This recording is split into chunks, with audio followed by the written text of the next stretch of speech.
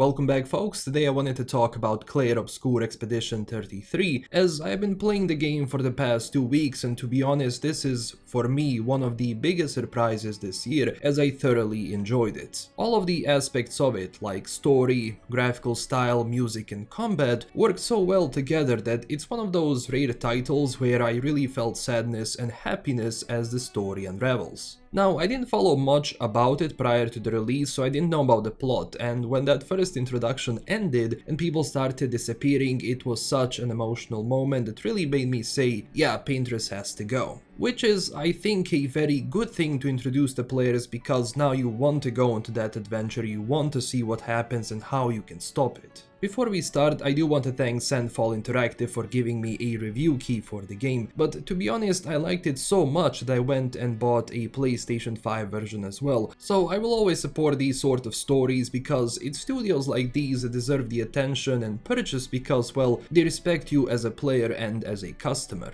Now to go back to the game, keep in mind that I will be showing gameplay up until almost the end of Act 1. I know there are some people who still haven't played it and this is my first video on the game, so I won't have any huge spoilers here, but of course you have been warned for the actual Act 1 because I will talk about it and I have to show parts of it because I want to paint what I want to say about this game. The premise of the story gets across right away. You have this paintress which wakes up, paints a number, and everyone above that age, or well, at that age is, well, goodbye, you are gone. So the people who are left, or well, younger ones, train so they can send new expeditions each time to try and stop these things from happening. And as you start your journey, you meet other people, let's say, and other beings that are going to aid you in that quest. Characters are awesome. You start with Gustav, who is actually voiced by Charlie Cox, you know, the Daredevil, which is cool by itself, but man, these characters feel like real people with like different personalities, ideals and quirks, but not the annoying ones. They don't go off and talk about irrelevant topics so you can have like more dialogue in game, but every single scene, everything which happens is really well crafted where you can feel that they're trying to do their best, which they can in that world which they're basically a part of now, and having a proper character development as they start learning new stuff about it and ultimately become stronger. The combat in this game is turn-based, but there is a nuance. So first off, I'm someone who is not big on turn-based games. I mean, I can play them and there's only like a few which I actually play like really long time, because my idea of combat and just doing this sort of stuff is always going to be more of an action style. But Expedition 33 is one of those titles that takes turn-based combat, flips it on its head and makes it fun, engaging, ruthless and very rewarding if you do things right. That means if you parry at the right time, you can gain a significant advantage with a counter, but the time to react is a lot slimmer compared to dodge. That I admit at first I refused to use because ego, and I wanted to inflict as much damage as I possibly can, which was wrong, because they actually designed a game where if you're gonna be parrying or dodging, the best thing to do is sort of like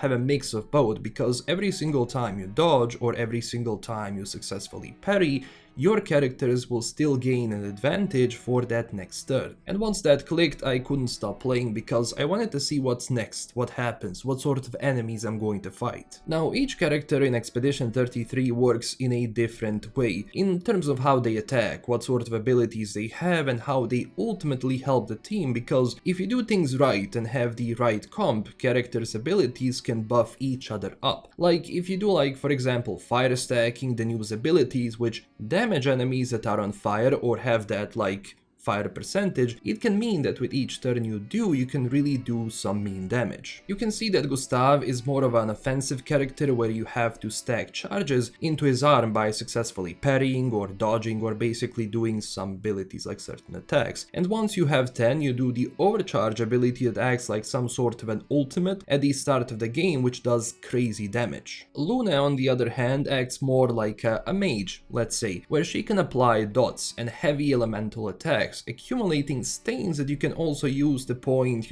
to inflict some wild attack. Same with Mel or other characters, each plays differently and you have to pay attention to how you use their abilities because, well, if you start doing things randomly, firing abilities, you will most likely lose the fight because first off, that fight is going to go on for too long and you're not utilizing your characters as you should. Once you attack though, there is the QTE event where you must press the button at the right time to do let's say sort of a maximum critical damage. Otherwise that attack, if you fail, might do less and less damage depending on if you fail one or more QTEs, and some abilities have a lot more QTEs while some will just have one. And oh boy, these enemies are strong. A mistake can cost you a lot, especially if you play on higher difficulties, so you must learn the timings, watch the enemy and respond accordingly, which again takes time, just for example like a Souls game where with each run you learn enemy moves, tactics, and then you have that feeling of defeating the enemy, which is so good. Well, Expedition 33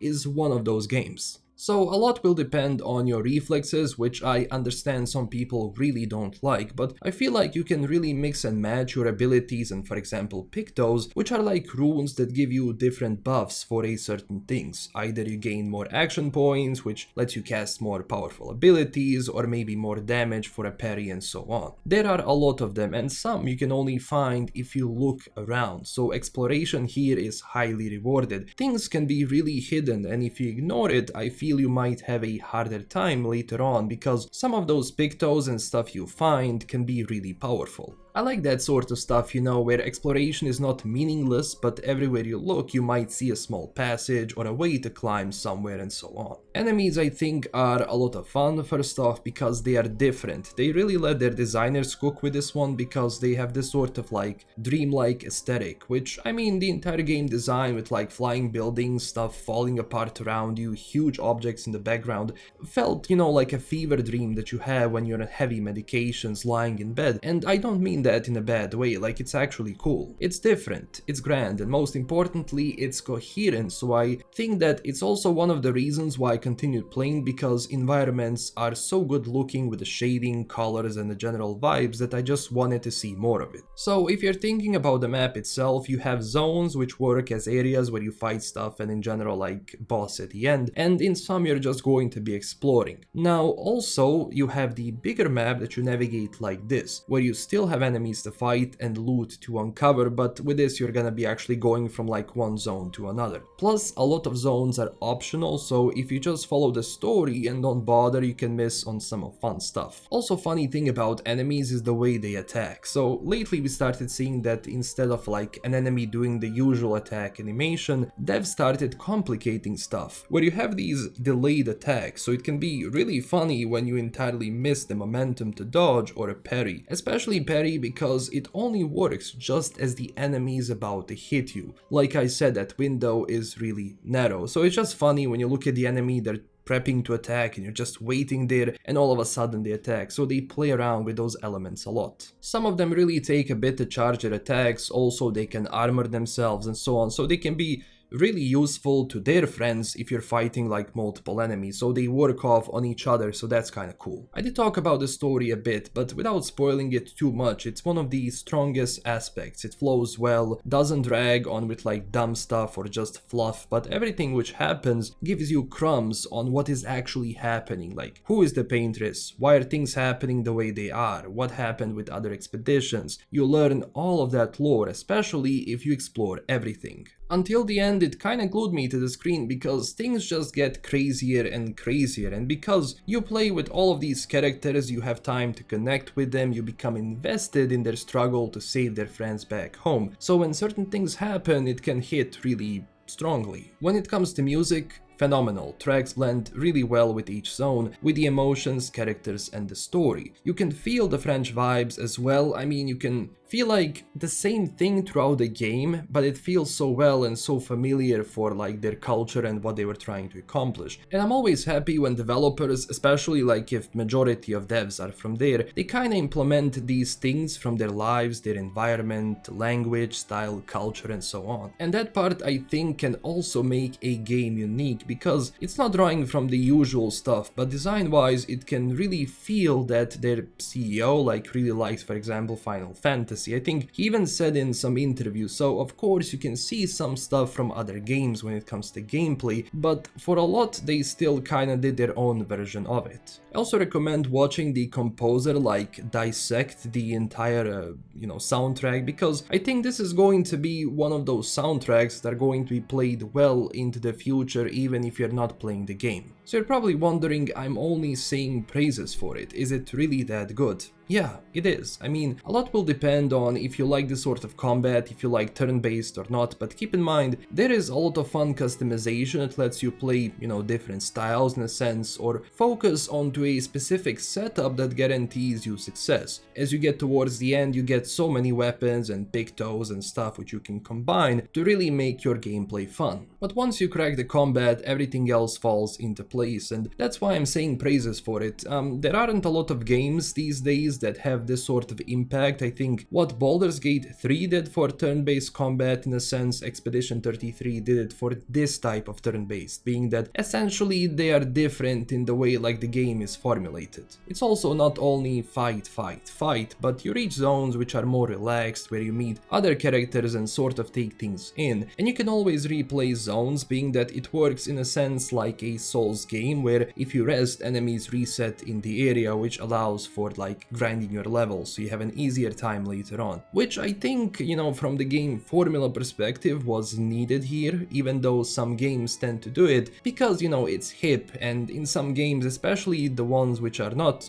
from soft, is actually a no from me, because a lot of time they don't know how to make it properly work. I really did not have a problem with this like in Expedition 33. Optimization wise, it ran great. In some moments, or well, during fights where a lot of things happen, I did have some stutters, but only in some zones. Most of them ran incredibly well, considering this is, I think, UE5, and oh man, I do have some PTSD from this engine. Also in some arenas during fights, like sometimes camera was doing weird things, where basically it positions itself where the middle character can be obscured by another character, even blocking the view of the monster attack. So I had trouble to see when I have to parry or dodge, but in 98% of the fights camera position wasn't an issue. But I do think that maybe it should be patched like in the maybe next couple of weeks or months, that you don't have these moments where your character is not visible. In the end, Expedition 33 is for me probably a game I will vote for GOTY this year. I mean, there is also KC2, which I loved, but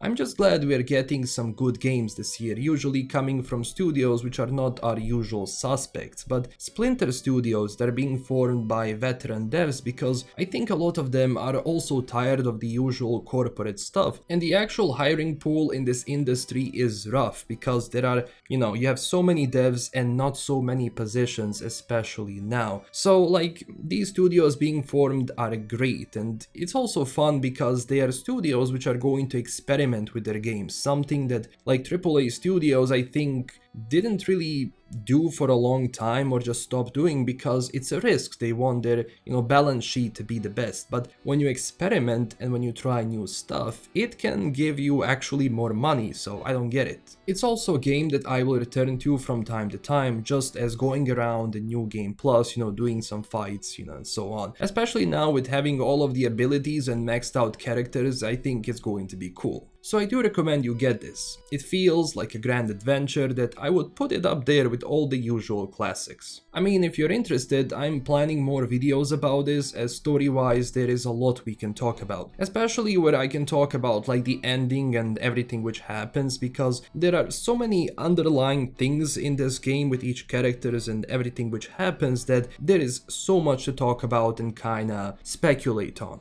And also now that Sandfall has sold over like 3 million copies of the game, and it's very likely that they will be doing new stuff, I just cannot wait to see what they have for us in the future, and if they will try something else or maybe do something in the style, we shall see. And that's it for this video. Thank you for watching. Tell me down below what you think about all of this and what parts of it you enjoyed and which ones you maybe haven't. Consider liking and subscribing if you want to see more, and join our community on Twitter and Discord. Huge thanks to my Patreon supporters, and as always, stay classy everyone. I will see you very soon with a new video. Bye.